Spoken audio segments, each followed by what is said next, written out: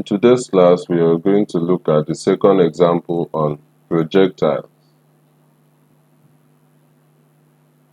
In our previous class, we considered a projectile where the object is projected horizontally with an initial velocity from the top of a tower.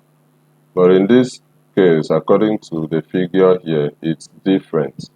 We have the same horizontal ground and the object is being projected and it goes up and still come down to the same horizontal ground. So the U here represents initial velocity, this is the trajectory, and this is the angle of projection.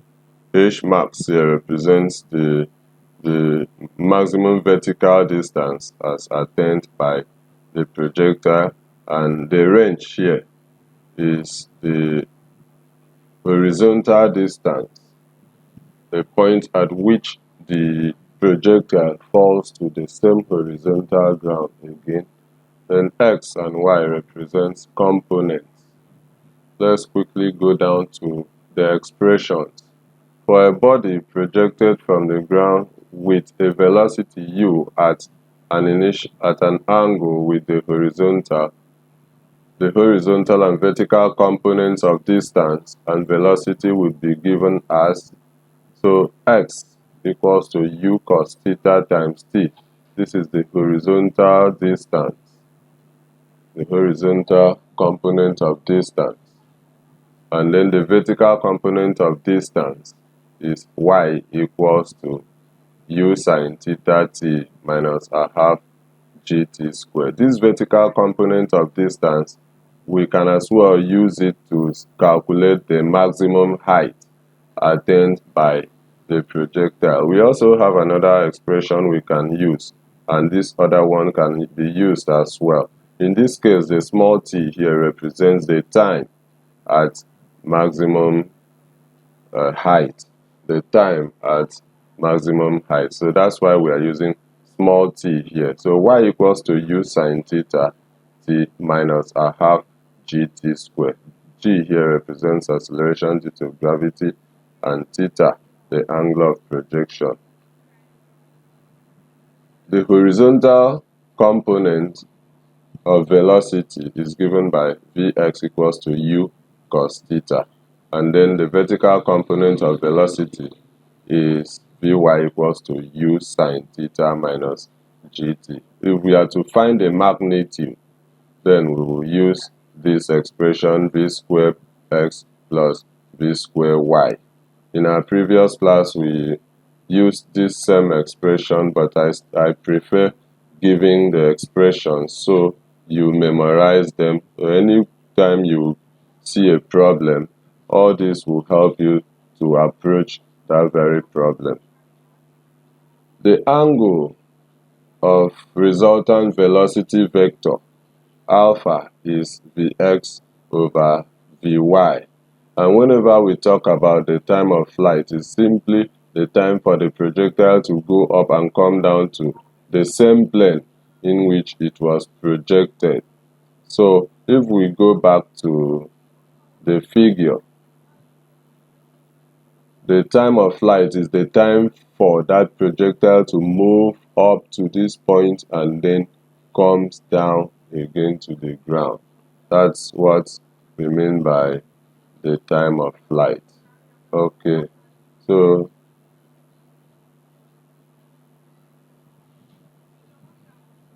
the time of flight is given as capital T equals to 2u sine theta over g. Capital T equals to 2u sine theta over g. Why I'm writing this 2t? It's to tell you that when you combine the time for the projectile to get to the maximum height and then the time for it to start from there and come down again, it gives you the time of flight. So if we are to consider the time for the horizontal to get to the highest height, then I remove this 2 and I remove this other 2 here. So the expression will now be T equals to u sine theta all over g. But that's not the expression for the time of flight. So a combination of these will give us expression for the time of flight. That's what I mean. Let me return it back to what it was. Okay. The maximum height attained is the highest vertical distance attained by the projectile as measured from the ground.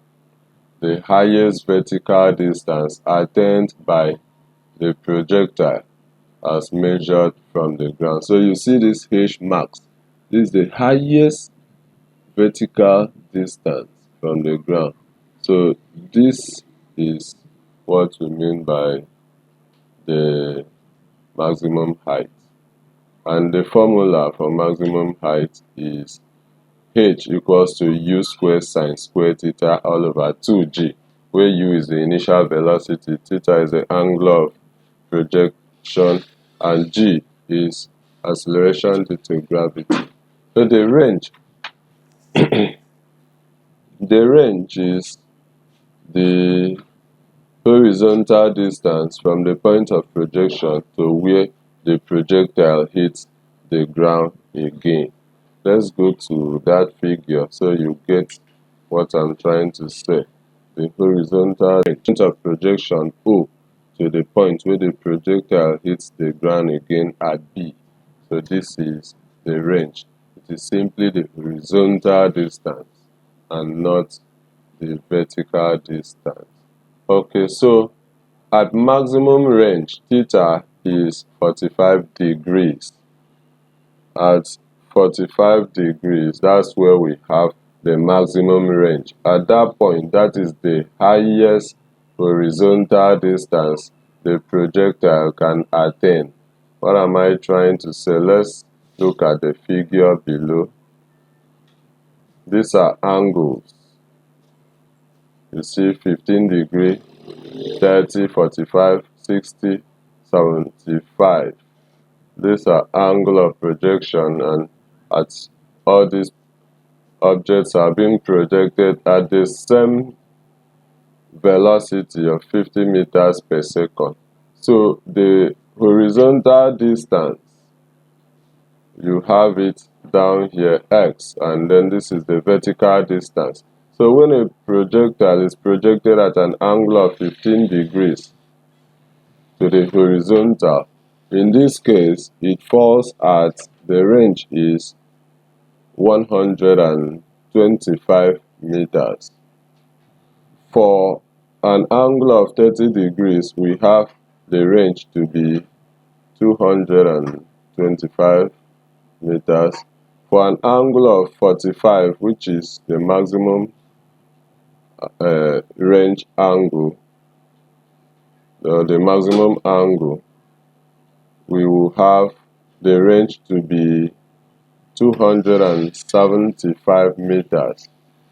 So the maximum range is attained at the angle 45. All these ones, when you go beyond 45, you have 60. It still come down. So 60 degree and 30 degree, they fall at the same place. 75 degrees and 15 degrees, they fall at the same place. So you have maximum range at a point where the angle is 45. Let's come back to this expression. So at the point where you have the angle to be 45, if I substitute 45 into this angle theta, that would be 2 times 45, which is 90. Sine 90 will give you 1. So equation 18 reduces to u squared over g. And you have this expression where you have the maximum range. Let's look at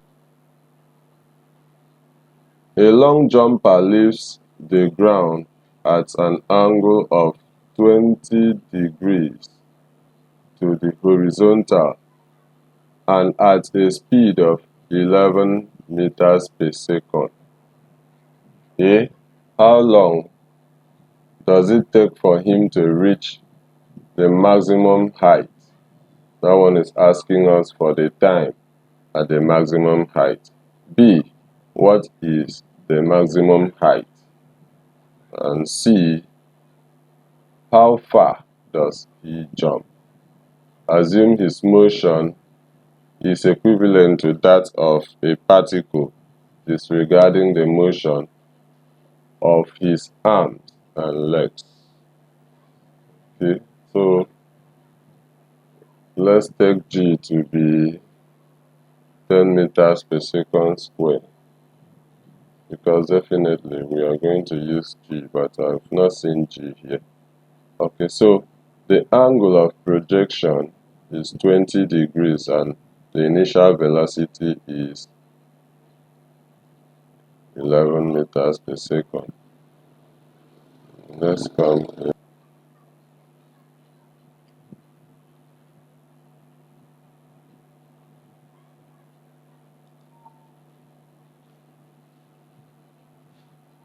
Solution.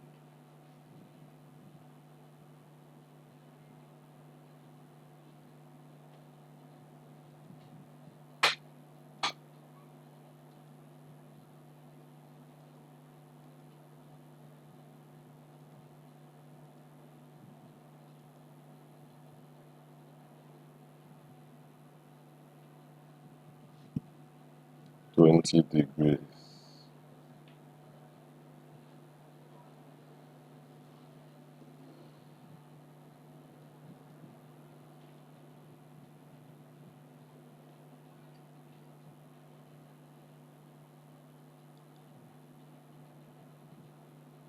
And then U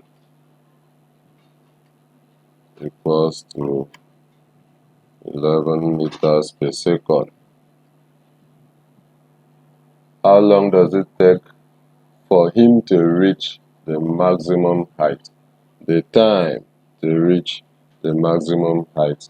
I already said that the time to reach the maximum height will be T equals to U sine theta. So let me pick this, then I will edit it.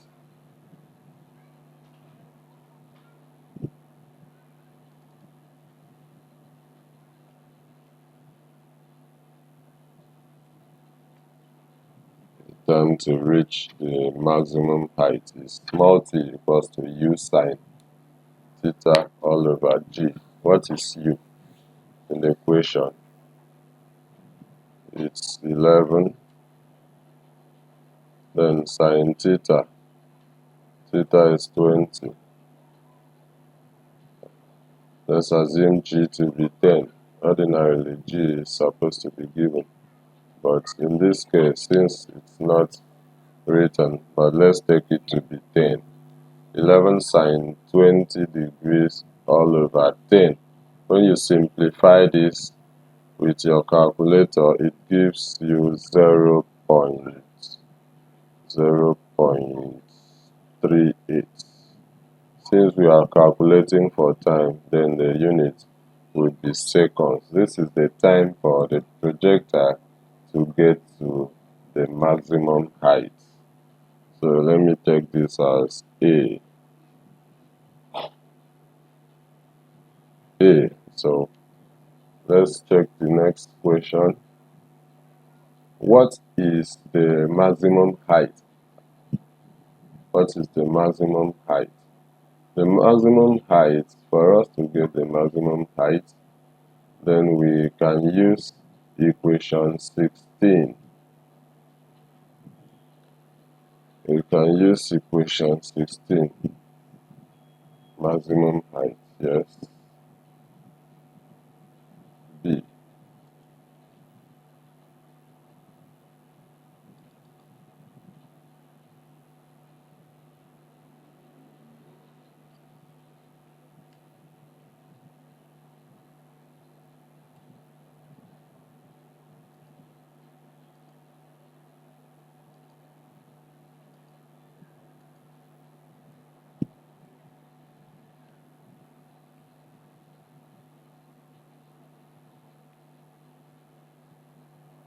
Okay, we can as well use what's the number to, let me check, equation 10. I wrote the maximum height. We can as well either vertical component of distance. You can use equation 10. So I will apply one and you apply the second one as well. But let me take both of them down.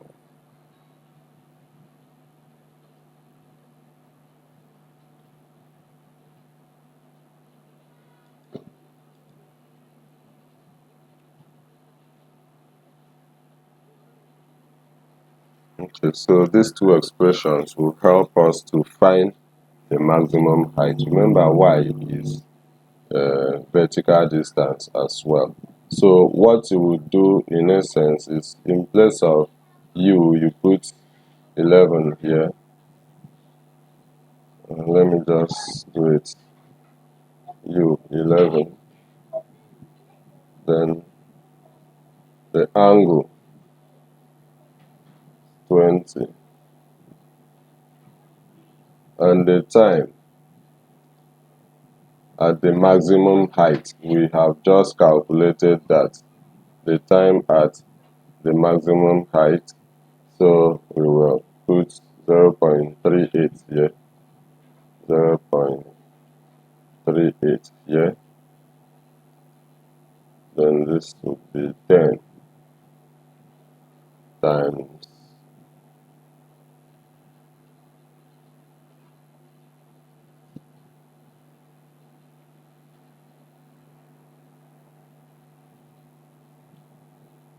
0.38.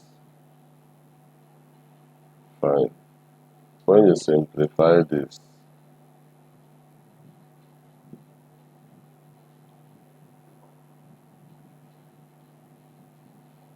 by the time you simplify this,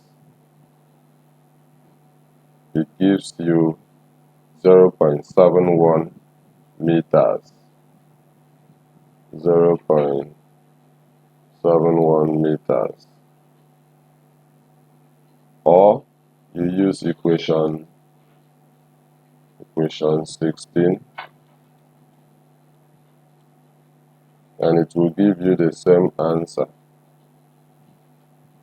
The maximum height, you take u to be 11, and then sine square theta, theta is 20, g here is 10, g is 10. So the sine square sine square 20 here means, it means when you find sine 20, you square that value. So don't be confused about that. When you find sine 20, you square that value and then simplify it. So I would not really, let me see. Okay. So 11 squared is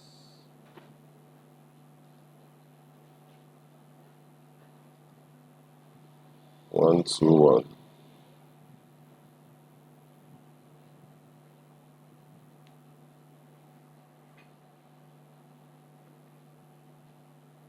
Give me some time.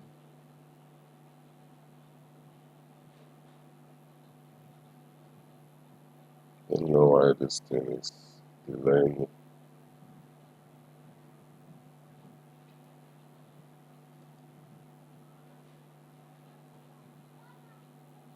Okay, so 11 squared is 121, and then sine 20 squared would give us 0.1169. This is 2 times 10, we get 20. When you divide the whole of this, it gives us 0.71, which is the same as using this other expression. So the third one was, how far does he jump? See, how far does he jump? What does that mean? The distance, the horizontal distance. So which is the range? How far does he jump? So for the range, we will now use the formula for range, which is r equals to u squared sine 2 theta all over g. We can as well use r equals to ut, but I prefer using this since I've already written this. But you can also try the other one. It's always good to try. Okay, so we know that our u is 11 and our angle is 20. So this is 20 and our g is 10. When we simplify this, we will get the value 7.77 meters. Okay, but if we are to use r equals to ut,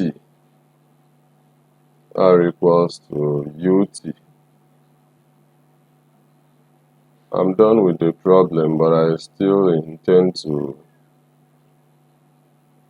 do more. Then we are going to use this. But the t we are going to use will not be small t, but will be capital T. That capital T represents the time to go up and come down, since we are talking about the range.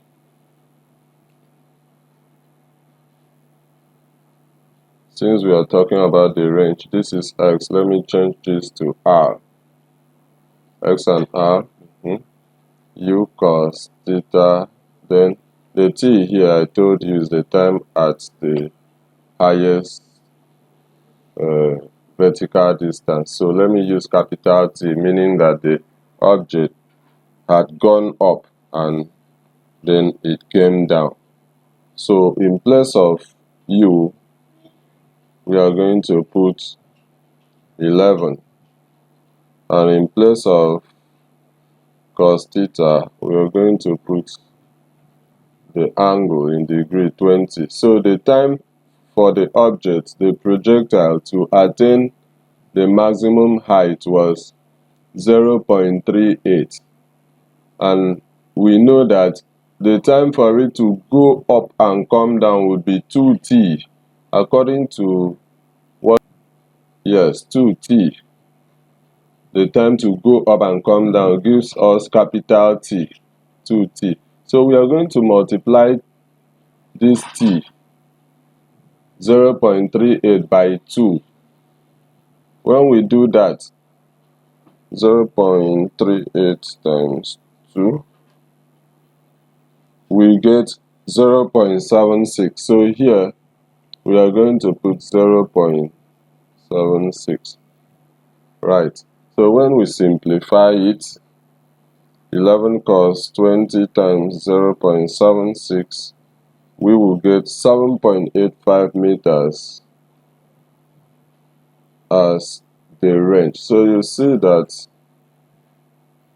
it's not far from using this other expression for range.